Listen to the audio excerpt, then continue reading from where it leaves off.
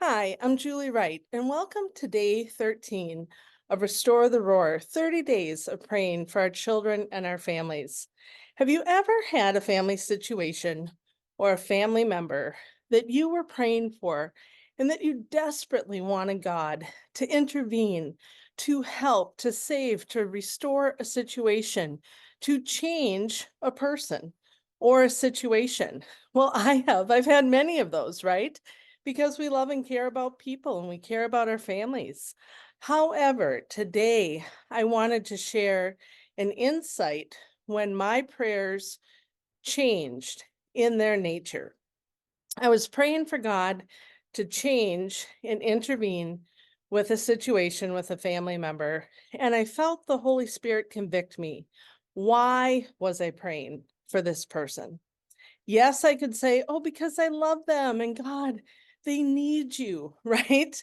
But actually, at the root of my motive for my prayers was that I wanted God to intervene and change the person and change the situation so that my life was better, so that I was getting my needs met, so that they would become the person I needed and wanted them to be, or that the relationship would improve so the relationship would be what I needed or wanted it to be.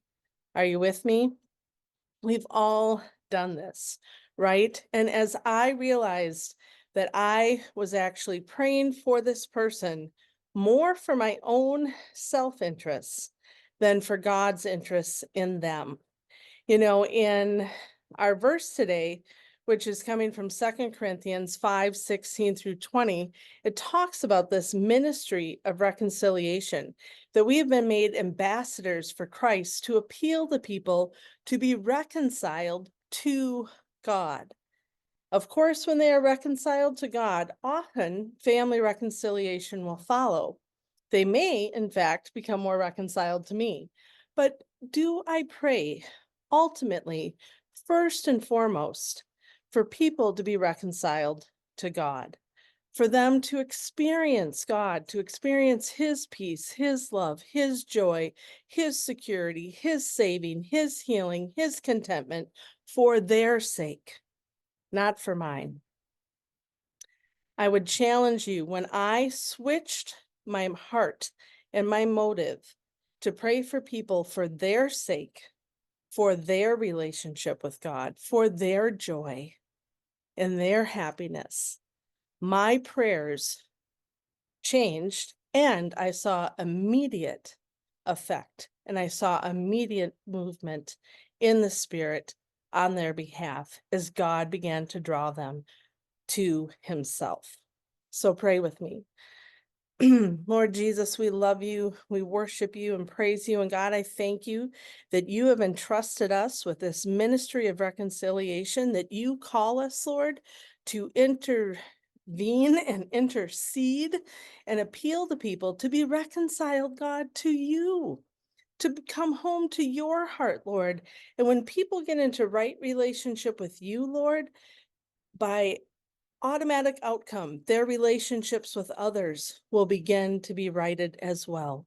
But Lord, the goal, the beginning point, the real prayer of my heart, Lord, is for my family members to be reconciled to you for their sake, so they can experience your joy, your peace, your forgiveness, your restoration, Lord, your encouragement, your hope, the future you have for them.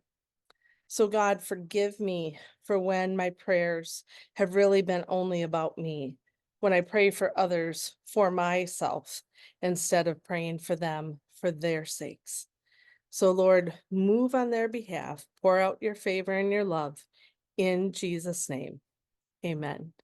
Thank you, and join me tomorrow for day 14 of Restore the Roar, praying for our family and our children. God bless.